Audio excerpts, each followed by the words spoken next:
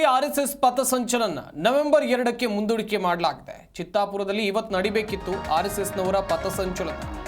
ಮಾರ್ಗ ನಕ್ಷೆ ಅಗತ್ಯ ಮಾಹಿತಿ ನೀಡೋಕೆ ನ್ಯಾಯಾಲಯ ಸೂಚನೆಯನ್ನು ಕೊಟ್ಟಿದೆ. ಅರ್ಜಿ ಸಲ್ಲಿಸಿದ ಸಂಘಟನೆಗಳಿಗೆ ಪ್ರತ್ಯೇಕ ದಿನಾಂಕವನ್ನ ಕೊಡಿ, ಕಾನೂನು ಪ್ರಕಾರ ಕ್ರಮ ಕೈಗೊಂಡು ಮಾಹಿತಿಯನ್ನು ನೀಡಿ. ಜಿಲ್ಲಾಡಳಿತಕ್ಕೆ ಕಲಬುರಗಿ ಹೈಕೋರ್ಟ್ ಪೀಠ ಈ ರೀತಿಯಾದಂಥ ಸೂಚನೆಯನ್ನು ಕೊಟ್ಟಿದೆ. ಅಕ್ಟೋಬರ್ 24ಕ್ಕೆ ಅರ್ಜಿ ವಿಚಾರಣೆಯನ್ನ ನ್ಯಾಯಪೀಠ ಮುಂದೂಡಿದೆ ಎನ್ನುವಂಥದ್ದು ಗೊತ್ತಾಗ್ತಾ ಇದೆ.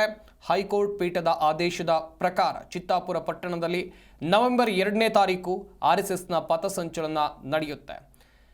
ಪ್ಲಾನ್ ಹಾಕ್ಕೊಂಡಿದ್ದು ಆರ್ಎಸ್ಎಸ್ನ ಕಾರ್ಯಕರ್ತರು ಇವತ್ತು ಚಿತ್ತಾಪುರದಲ್ಲಿ ಪಥಸಂಚಲನ ಮಾಡಬೇಕು ಅಂತೇಳಿ.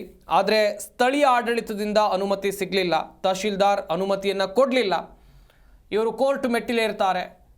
ಕೋರ್ಟ್ ಮೆಟ್ಟಿಲೇರಿದಂಥ ಸಂದರ್ಭದಲ್ಲಿ ನ್ಯಾಯಮೂರ್ತಿಗಳು ಎಲ್ಲ ಅಂಶಗಳನ್ನು ಗಮನಿಸಿ ಈಗ ನವೆಂಬರ್ 2ಕ್ಕೆ ಮುಂದೂಡಿಕೆ ಮಾಡಲಾಗಿದೆ ಎನ್ನುವಂಥದ್ದು ಗೊತ್ತಾಗ್ತಾ ಇದೆ. ವಿವಿಧ ಸಂಘಟನೆಯವರು ಕೂಡ ಅರ್ಜಿಯನ್ನು ಸಲ್ಲಿಸಿದ್ರು. ಅಂತೇಳಿದರೆ ನಮಗೂ ಕೂಡ ಅನುಮತಿಯನ್ನು ಕೊಡಿ. ಬೇರೆ ಬೇರೆ ಸಂಘಟನೆಯವರು ಜಟಾಪಟಿ ಜೋರಾಗಿತ್ತು.